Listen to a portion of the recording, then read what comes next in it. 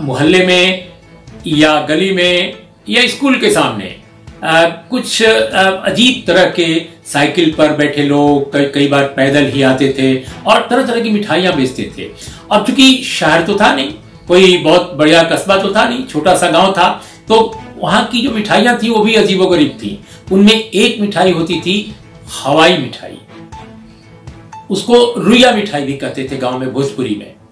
बहुत सारे लोग जो गांव के थे उसको बुढ़िया का बाल भी कहते थे। उसके तरह तरह के नाम थे। बाद में लोगों ने बम्बैया मिठाई भी कहना शुरू किया। हो सकता है कि उसका जो बम्बई है, आजकल मुंबई कहा जाता है, वहां से उस मिठाई की शुरुआत हुई हो, ये भी हो सकता है।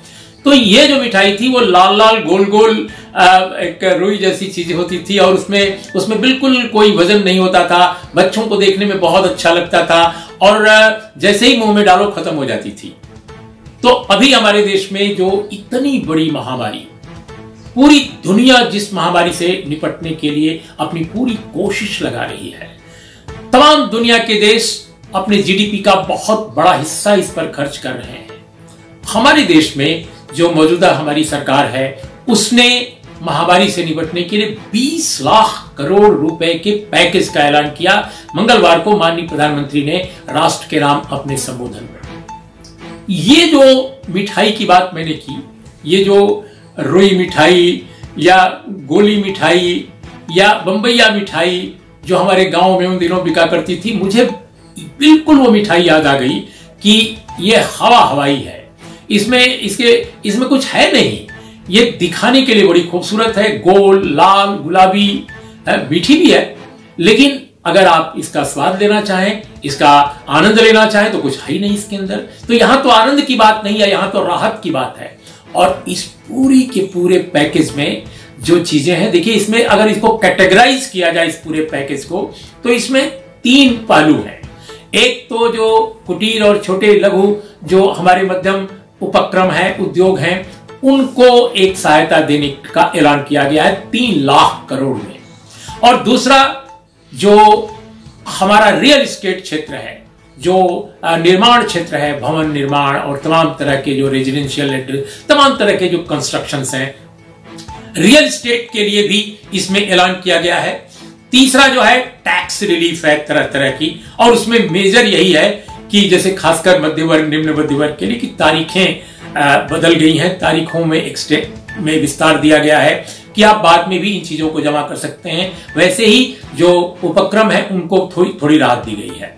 अब हमारा यह कहना है कि अगर इन तीनों को कैटेगराइज किया जाए तो पहले ही 1,70,000 करोड़ हमारी सरकार ने अनाउंस किया था, और 1,70,000 करोड़ में किसको कितना मिला उसका हिसाब आना बाकी है। इसके अलावा रिजर्व बैंक ऑफ इंडिया के जरिए 4.5-5 लाख करोड़ का जो एक पैसा लिक्विडिटी जो एक बाजार में, समाज में जो डाली गई कि भाई इससे परेशानी ज्यादा ना हो, वित्तीय असंतुलन या यूं कहा जाए कि स्थितियां खराब ना हो, एक तो वो भी था। तो कुल मिलाकर अगर देखा जाए तो पहले से तकरीबन 8 से लेकर 10 लाख करोड़, बहुत सारे और जो अनाउंसमेंट हुए थे, जोड़कर जो अर्थशास्त्री बता रहे हैं कि करीब करीब 10-12 लाख करोड़ तो यही हो जाता है। अब सवाल इस बात का है कि जो अभी अनाउंसमेंट हुआ है वो सब उसमें मिलाकर है, पुराने नए सब, और इसमें किसके हाथ में कितना जा रहा है ये कोई बताने को तैयार नहीं है। क्यों? क्योंकि दरअसल ये उस तरह का पैकेज है ही नहीं है जैसा दुनिया के दूसरे मुल्कों ने, यूरोप के मुल्क हो, अमेरिका हो या ऑस्ट्रेलिया हो या और भी कोई मुल्क हो एशिया के, किसी मुल्क में ऐसा नायाब, ऐसा अनोखा पैकेज कहीं नहीं घोषित किया गया है जहां रियायतें और मामूली जो राहतें हैं, जैसे कि आपको ये एश्योर किया गया है कि आपको गारंटी रहेगी, आपको बैंक से लोन लेने की गारंटी रहेगी, आप अमुक समय से अमुक समय तक आप अगर नहीं जमा करेंगे तो कोई दिक्कत नहीं होगी, आपके लिए सरकार एश्योर करेगी बैंकों को कि भैया ठीक है, सरकार इनकी तरफ से ये सब करने को तैयार है, गारंटी देने को तैयार है। तो ये चीजें, अब उसमें दिलचस्प बात है कि जब मैं आपके सामने आज बात कर रहा हूं तो 8 माइग्रेंट जो प्रवासी मजदूर हैं, 8 मध्य प्रदेश के गुना में उनकी मौत हो गई है और अनेक लोग घायल हैं। ये अपने गांव की तरफ जा रहे थे और कुचल कर मारे गए। इसी तरह से 6 लोग जो हैं उनके मौत की खबर आ रही है मुजफ्फरनगर के आसपास, जो पश्चिम उत्तर प्रदेश का जो एक शहर है वहां। तो 14 लोग, 8 और 6, 14 जो मजदूर हैं वो तो अभी जब मैं आपके सामने बात कर रहा हूं उसी से कुछ ही घंटे पहले ये मौत के घाट चले गए। ये इनका इंतकाल हो गया। और अभी जो आंकड़े हैं जो गैर सरकारी हैं, जिनकी पुष्टि सरकार द्वारा की जानी है लेकिन जो मीडिया में रिपोर्ट हो रहे हैं, तकरीबन 450-500 लोग इस लॉकडाउन के दरमियान अपने गांव, कस्बे, शहर जाते हुए सड़क पर बिना किसी इंतजाम के, बिना किसी ट्रेन के, बिना किसी बस के जो जा रहे थे वो मारे गए हैं। तो ये हालात है। लेकिन उन वर्कर्स के लिए जिनकी तकरीबन संख्या 11 करोड़ के आसपास, हमारे गडकरी साहब जो मंत्री हैं इस एमएसएमई की, जो लघु और छोटे और कुटीर उद्योग के, उनका आंकड़ा है कि 11 करोड़ लोग इस देश में काम करते हैं जो तरह तरह के मजदूर हैं। तो इनके खाते में क्या गया है ये सरकार क्या बता पाएगी? कुल मिलाकर प्रधानमंत्री का जो एक नया फंड है पीएम केयर फंड, उसमें से कल रात ऐलान हुआ, ऑल ऑफ सडन नोटिफिकेशन हुआ कि 1000 करोड़ उनको दिया जा रहा है। लेकिन 1000 करोड़ कल नोटिफाई किया गया। इतने दिनों के बाद 1000 करोड़ का मतलब क्या हुआ? चलो हम गडकरी साहब का आंकड़ा भूल जाते हैं और सिर्फ 10 करोड़ ही अगर मानते हैं कि 10 करोड़ एमएसएमई में काम करने वाले मजदूर हैं, तो 10 करोड़ मजदूरों के बीच में 1000 करोड़ का अगर बंटवारा आप कर दीजिए तो प्रति मजदूर कितना आता है दोस्तों? 100 रुपए। 100 रुपए।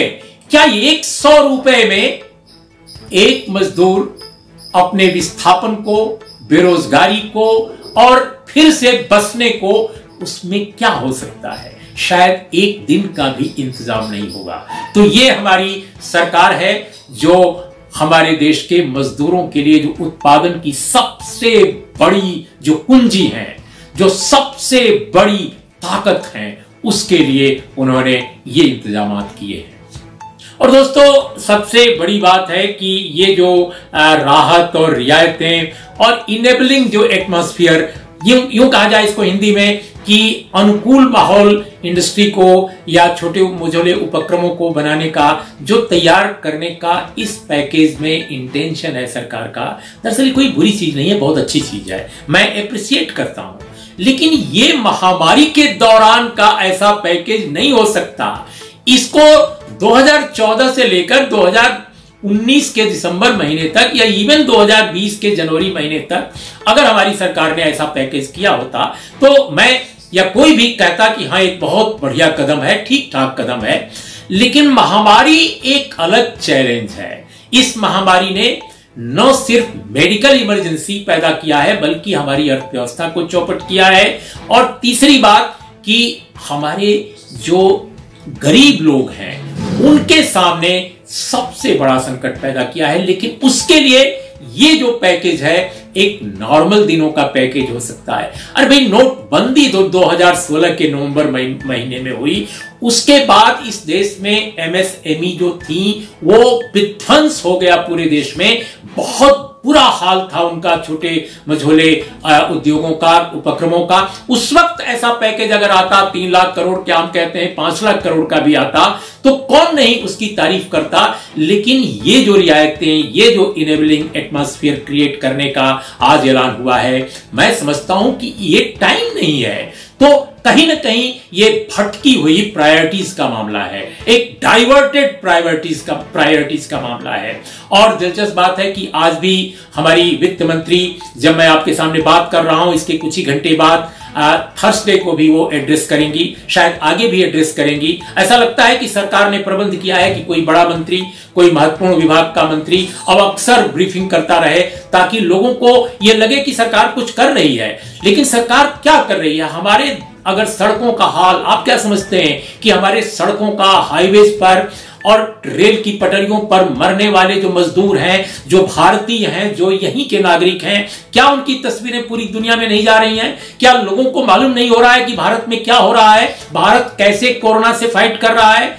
पूरी दुनिया के सामने ये तस्वीरें जा रही हैं और ये हमें विश्व गुरु, हमें महाशक्ति बनाने के बजाय हमें ये यमन की तरफ, हमें ये सूडान की तरफ, हमें ये इथोपिया की तरफ ले जा रही हैं। ऐसा लगता है कि हम उन मुल्कों से भी नीचे जा रहे हैं। वैसे भी भूख के मामले में हम चाहे अपने को जितनी बड़ी ताकत कहें, 117 मुल्कों की लिस्ट में दोस्तों भूख के मामले में, हंगर के मामले में जो ग्लोबल इंडेक्स है उसमें भारत की स्थिति 102 नंबर पर है। और आपको यह भी बता दूं कि यूनिसेफ ने अभी जो आंकड़े दिए हैं उसमें माना यह जा रहा है कि भारत में कई लाख बच्चे भूख से मर सकते हैं, मरेंगे, ऐसी आशंका व्यक्त की गई है।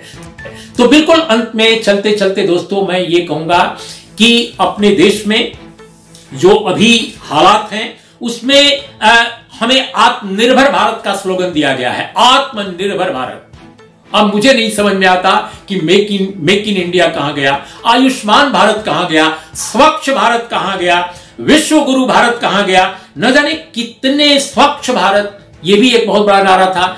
तो ये सारे नारे भुलाकर अब एक नया आत्मनिर्भर भारत कहा गया है। ऐसा लगता है कि इसका मतलब तो यही है कि इस देश में अमीरों को छोड़कर एक एक जो गरीब है, भैया तुम किसी सरकार, किसी प्रशासन के बारे में मत सोचो, अपनी मौत, अपनी जिंदगी की रखवाली तुम स्वयं करो, अपने के लिए तुम स्वयं निर्भर बनो। शायद हमारी सरकार यही मैसेज देना चाहती है। और बिल्कुल अंत में हम चलते चलते आपको बताएं कि जो महामारी में असल बात होनी चाहिए थी वो 3 मोर्चों पर होनी चाहिए थी। लोगों को भूख, बेहाली और बीमारी से बचाने की, दूसरा मेडिकल संरचना का प्रबंधन या निर्माण, और तीसरा अर्थव्यवस्था को संभालना। हमारी सरकार इन तीनों मोर्चों पर विफल रही है। आप बताइए, पहली बार जब प्रधानमंत्री जी आए थे राष्ट्र के नाम संबोधित करने, जब उन्होंने अनाउंसमेंट किया था, उसमें कहा था कि इस दौर में हम मेडिकल संरचना यानी जो हमारी जो अस्पताल हैं, जो हमारे बेड हैं, जो हमारे तमाम और सुविधाएं जो होनी चाहिए उनमें उनको बढ़ाएंगे। लेकिन कितना बढ़ावा दिया गया है, कितना उसका विस्तार हुआ है? क्या भारत सरकार के किसी भी मंत्री ने कोई ब्रीफिंग आज तक की है कि हाल के दौरान केंद्रीय स्तर पर कितना विस्तार किया गया है मेडिकल संरचना का? पूरे मुल्क में अगर कोई बेहतर मेडिकल प्रबंधन दिखाई देता है कोरोना से फाइट आउट करने का, तो एक छोटे से सूबे में है, केरल में। और वो इसलिए नहीं है कि आज जो संरचना है वो बन गई है, ये वहां पर 1957-59 के दौर से ही शिक्षा और चिकित्सा के क्षेत्र में, लैंड रिफॉर्म्स के क्षेत्र में जो काम हुआ है, केरल आज उन्हीं के बूते पूरी दुनिया में बता रहा है कि भारत का एक छोटा सा सूबा किस तरह यूरोपियन कंट्रीज के बराबरी में खड़ा है, खासकर हेल्थ केयर के लिए। तो दोस्तों, सबक जो होना चाहिए था भारत सरकार को कि गरीबी से कैसे, भूखमरी से कैसे अपने मजदूरों को बचाए और कैसे मेडिकल संरचना का विस्तार करे, और तीसरा अर्थव्यवस्था को कैसे संभाले। लेकिन ऐसा लगता है कि हमारी सरकार उसका पूरा ध्यान, ऐसा लगता है मुझे कम से कम, कि ये महामारी का पैकेज न होकर जैसे लगता है कि ये बाजार और कारोबार का एक पैकेज है,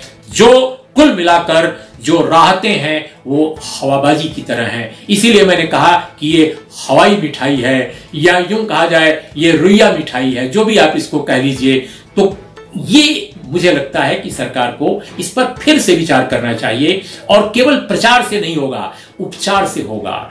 कुल मिलाकर आज की सबसे बड़ी जरूरत है अर्थव्यवस्था के उपचार की, लोगों के उपचार की, और लोगों को भरोसा देने की। सड़कों पर जो मर रहे हैं लोग, बेहाल हो रहे हैं लोग, आप उन औरतों को देखिए जो अपने कंधे पर, अपने सर पर बच्चों को लिए पैदल चली जा रही हैं, न जाने कितने कितने 100 किलोमीटर। आप उन तस्वीरों को देखिए। इन तस्वीरों में भारत कैसा दिखाई देता है? क्या विश्व गुरु बनता भारत दिखाई देता है? नमस्कार, आदाब, सत श्री अकाल।